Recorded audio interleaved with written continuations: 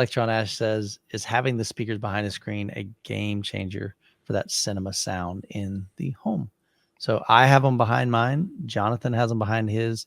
Ryan does not have them behind. He has the center channel behind My him. center No, channel does a no, you're right. It's up It's front. not, but It's it does a out. pretty good job of being a phantom, making it seem like it's coming out of the middle. Is it as good as your guys's? No, but I my love theater is a having it. little bit different. I truly do. I love having everything right behind it because it 100% is where it happens on the screen. You know, if somebody's speaking in the center, you're hearing it right dead from the center. When I had a projector, when I had my screen or my center channel above it, angled down, it was always really, really obvious to me. But I was going from floor level to like 8 feet in the air back down to floor level when something would pass from left to center to right. So that was not ideal at all. So, but I really, really like it. Jonathan? Yeah, I agree. It's a big deal.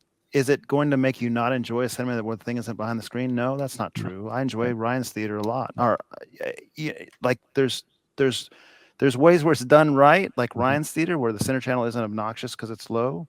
Yeah. And there's ways where, like Michael's saying, where you can tell the center's not where it should be.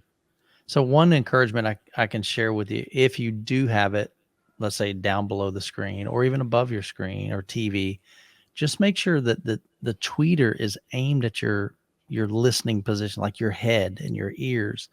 For so long, I've seen people, and even myself, way back in the day, I had like this cabinet, and the cabinet had a TV in it, and so my center channel was pretty high up. And I remember back in the day, somebody asked me, they said, "Hey, I can't tell from your photo, but is your center channel angled down towards your listening position?" And I went, "No, I'd never thought of doing that." And it made sense because your tweeters and mid-range is very directional.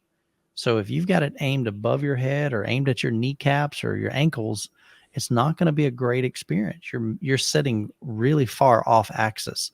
And so if you can angle that up or angle it down, and use like just a simple laser, a laser pointer or eyeball it, but you can use a laser pointer to find out exactly what angle you need to and you put foam under the back, you put a book under the back. There's a lot of things you can do to kind of raise it up.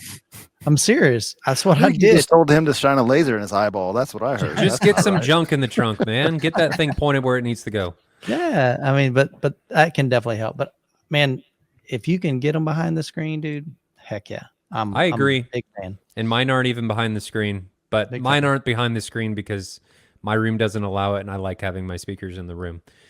But my center does a pretty good job, and Jonathan's even commented on this about in my room that my center does a pretty good job about making you feel like the audio is coming out of the center of the screen. It does a pretty good job. But I will agree with the other two guys that if you can get them behind the screen, you should do that. 100%.